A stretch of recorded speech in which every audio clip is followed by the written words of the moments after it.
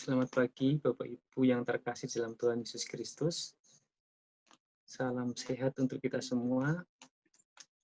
Bahan bacaan renungan pagi ini sama seperti dengan bacaan pada ibadah hari Minggu kemarin, tetapi saya akan mencoba melihat satu bagian yang menurut saya menarik untuk kita renungkan, yaitu Matius pasal 13 ayat 10 dan 11.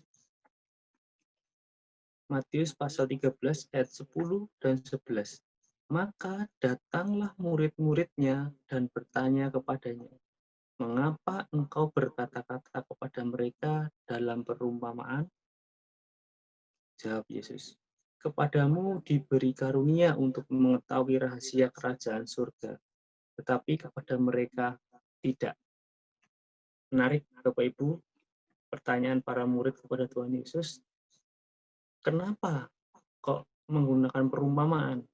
Atau dengan pertanyaan, kenapa nggak langsung aja sih gitu loh, ngomong atau menyampaikan ajaran tentang kerajaan Allah langsung aja. Seperti ketika kita membaca 10 hukum Tuhan, di sana kan langsung, jangan ada Allah lain di hadapanku, jangan membuat patung atau menyerupai apapun untuk kamu sembah, jangan menyebut nama Tuhan Allah dan seterusnya. Langsung kan bisa lebih cepat ditangkap. Tetapi kenapa dengan perumpamaan itu menarik, Bapak Ibu? Nah, perumpamaan itu kaya makna, perlu keluasan dan seni untuk menemukan arti. Dan kadang seseorang diajak untuk keluar dari satu sudut pandang untuk menggunakan banyak sudut pandang dalam melihat atau untuk menemukan maknanya. Nah, ini cukup menarik. Dan orang Farisi tidak terbiasa dengan hal yang demikian. Tidak terbiasa dengan melihat maksud, melihat arti, dasar dari hukum Taurat. Yang mereka tahu hanyalah apa yang tertulis di situ ya sudah lakukan. Kalau tidak ada di situ, ya berarti itu salah. Pola pikirnya adalah hitam, putih. Iya, tidak. Ya cuma begitu saja, Bapak Ibu. Nah, kita mengingat pada renungan beberapa waktu yang lalu, ketika kita membaca Matius pasal 25, di sana dikatakan, Tuhan Yesus bersyukur. Katanya, aku bersyukur kepadamu Bapa, Tuhan langit dan bumi, karena semuanya itu engkau sembunyikan. Sembunyikan bagi orang bijak dan orang pandai.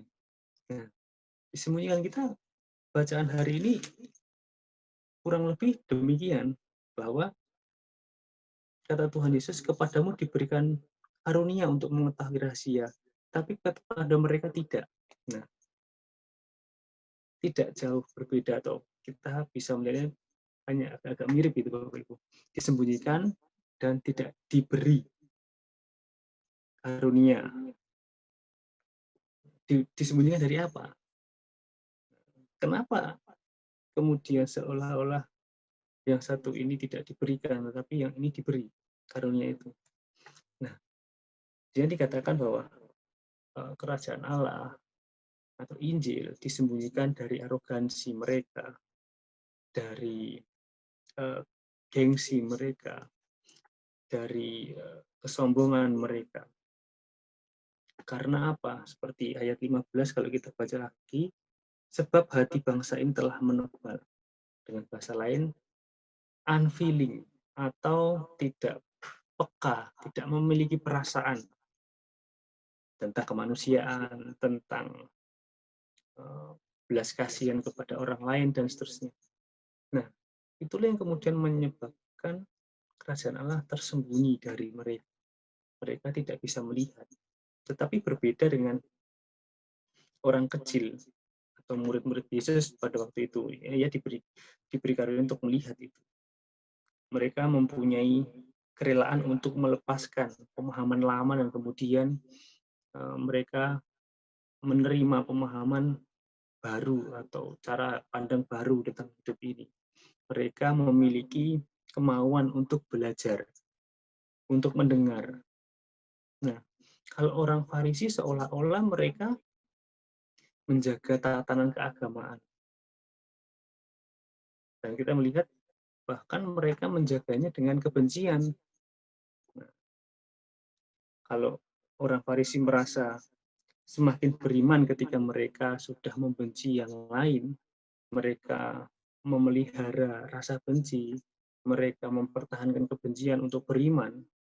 Nah, itu sebenarnya yang dibongkar oleh Tuhan Yesus, yang kemudian mengajak kita untuk beriman dengan gembira bersama yang lain, untuk merasakan kemurahan Tuhan, berbagi keramahan dan kemurahan Tuhan di dalam kehidupan bersama di dunia ini. Kemudian kita saling menolong satu dengan yang lain, saling membangun, saling mengingatkan untuk bertumbuh ke arah Dia. Nah,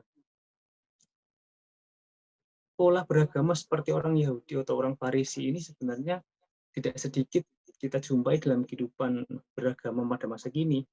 Mereka mempertahankan atau memelihara kebencian supaya mereka merasa semakin beriman.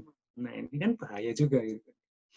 Nah, kalau kehidupan atau setiap peristiwa dalam kehidupan kita ini kita pandang atau kita lihat dengan cara seperti ketika kita menyelam dalam perumahan Tuhan Yesus, kehidupan ini akan lebih kaya makna, banyak arti, berwarna.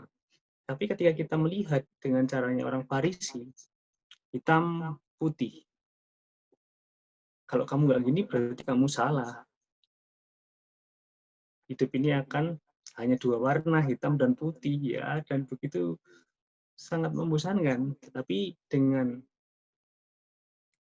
cara pandang yang berbeda, dengan banyak sudut pandang, seperti kita menyelam dalam perumahan Tuhan Yesus, kita akan menemukan banyak makna, kaya akan arti, dan kemudian kita bisa merasakan banyak hal yang kadang kita terduga, bahwa kebaikan Tuhan, kemurahan Tuhan itu muncul di setiap titik-titik yang kadang-kadang kita tidak duga. Marilah kita merasakan kasih Tuhan di dalam kehidupan ini. Marilah kita menyelami kehidupan ini seperti kita menyelam dalam perumahan Tuhan Yesus, kemudian menemukan banyak kebaikan-kebaikan di sana yang membangun, yang membuat kita semakin merasakan bahwa Tuhan hadir dan menuntun kita dalam kehidupan ini. Selamat berkarya, Tuhan memberkati. Amin.